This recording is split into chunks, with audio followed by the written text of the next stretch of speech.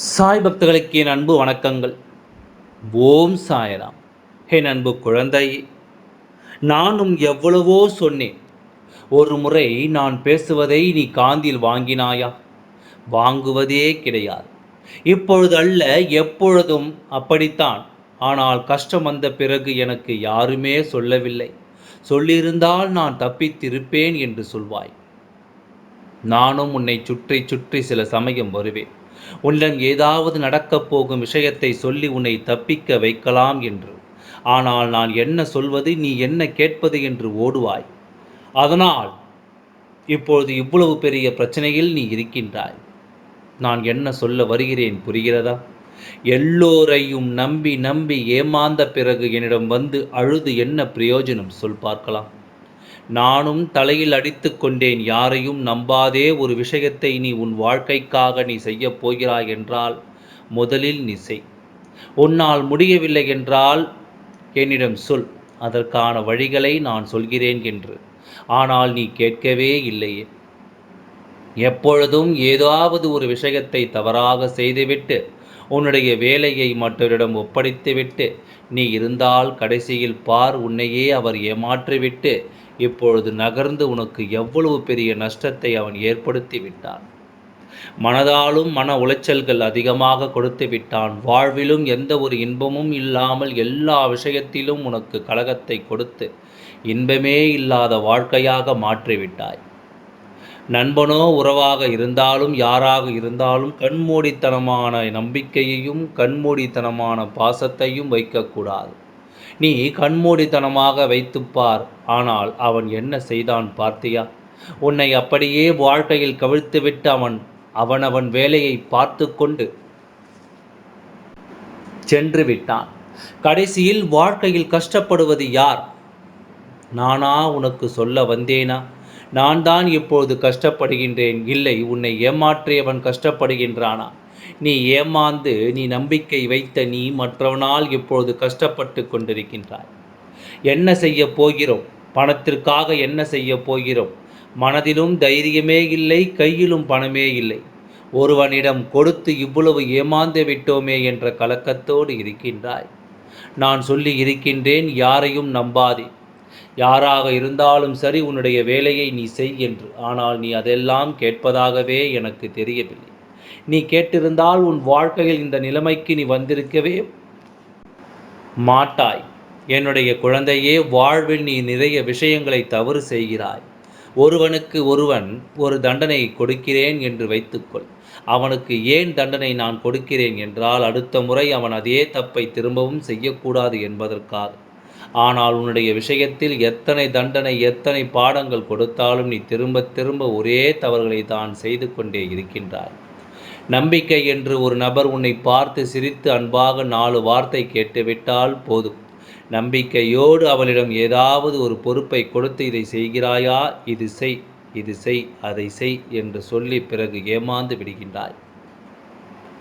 அவன் யார் என்று தெரியாமல் ஒரு வார்த்தை பேசியதனால் அவன் நல்லவன் என்று நீயே உருவாக்கி விடுகின்றாய். என் அன்பு குழந்தையே, உன்னுடைய வாழ்வு எது நல்லது எது கெட்டது என்பது இன்னுமுமே நீ புரிந்து கொள்ளவில்லை. எல்லாவற்றையுமே நீ இன்னும் புரிந்து கொள்ளாமல் சின்ன பிள்ளையாகத்தான் இருக்கின்றாய். இதெல்லாம் சின்ன பிள்ளைத்தனமாக இருந்தாலும் என்னிடம் நீ கேட்கின்றாய், ஏன் இன்னும் எனக்கு நல்லது செய்யவில்லை என்று. நீயாக உன் வாழ்க்கை இவ்வளவு கஷ்டப்படுத்தி கொண்டால் நான் நல்லது செய்தால் உனக்கு எப்படி தெரியும்?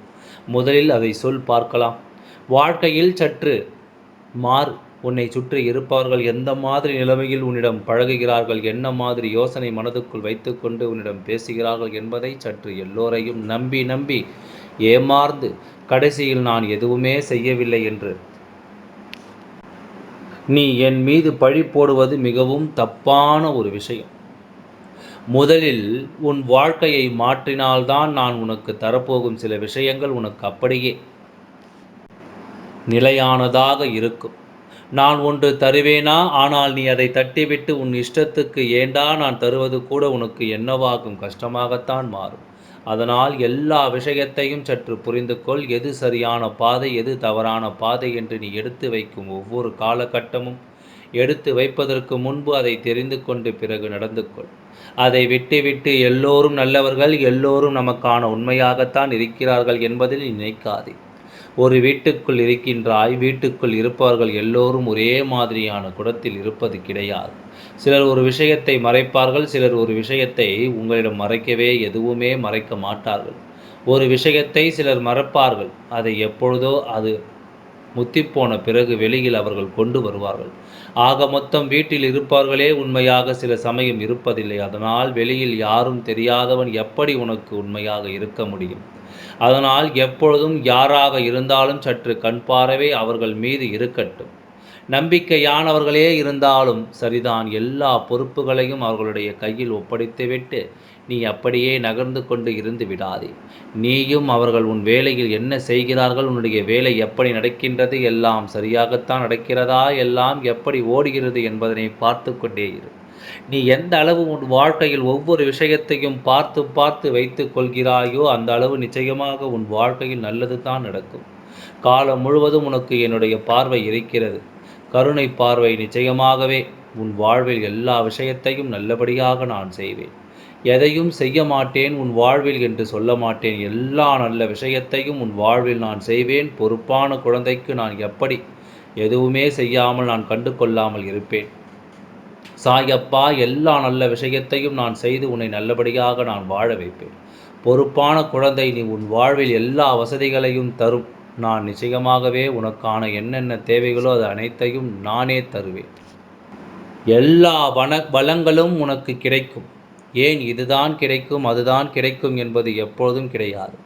எல்லாமே கிடைக்கும். உன் வாழ்வில் சகலங்களும் யார் என்னென்ன திட்டம் போட்டு வைத்திருக்கின்றேனோ அந்த அனைத்து விஷயங்களும் உனக்கு கிடைக்க ஆரம்பித்துவிடும். இன்றிலிருந்து உனக்கு குறிப்பாக இந்த தேதியை குறித்து வைத்துக்கொள். இன்றிலிருந்து உன் வாழ்வில் எல்லா விஷயங்களும் அப்படி அசுர வேகத்தில் உனக்கு கிடைக்க ஆரம்பித்து உன் வாழ்வில் நீ போட்டு வைத்திருக்கும் அனைத்து திட்டங்களும் உனக்கு இஷ்டமான வாழ்க்கையை மட்டுமே உனக்கு எடுத்து வந்து உனக்கு தருமே தவிர உன்னை எந்த ஒரு இடத்திலும் பிரச்சனையாக ஒரு விஷயம் கூட உன் வாழ்க்கையில் உன்னை தலைகீழே உன்னை நிற்க விடாது. உனக்கு எல்லாமே மாறும். இது நான் உனக்கு இன்று கொடுக்கும் சத்தியம். உனக்கு எதுவுமே உன்னை மீறி போகாது. எல்லாமே உனக்கானதாகத்தான் இருக்கும். நீ நினைக்கிறாய்தானே எல்லாம் மாறுமா, எல்லாம் நல்லது நடக்குமா என்று நினைக்கிறாய்தானே? எல்லாமே உனக்கு சாதகமாகவே நடக்கும். இது நான் உனக்கு இன்று கொடுக்கும் சத்திய வாக்கு. ஆனால் ஒன்று, எல்லாவற்றையும் பார்த்து நடந்து கொள். யாரிடமும் உன்னுடைய பொறுப்பான உனக்கு கண்டிப்பாக இது உன் வாழ்க்கையில் முக்கியமான ஒரு விஷயம் செய்ய வேண்டும் என்றால் அதை நீயே செய்து நீயே வெற்றியடையும் வேலையை பார். அதை விட்டு வேறு யாரு கையிலும் ஒப்படைத்து வைத்து இருந்து விட்டோமே. வாழ்க்கை இத்தனை விஷயத்தை வாழ்க்கை நமக்கு ஏமாற்றி விட்டது என்று நினைக்காமல் யார் கையிலும் எந்த ஒரு பொறுப்பையும் கொடுக்காமல் உன் வாழ்க்கையில் எல்லா பொறுப்பையும் நீயே எடுத்து செய். வெற்றியாளனாக மாறுவாய். சந்தோஷமாக இரு. எல்லா நேரத்திலும் சுதாரிப்பாக இரு. எல்லாம் நல்லபடியாகவே நடந்து முடியும். ஓம் சாய்ராம். நன்றி. வணக்கம்.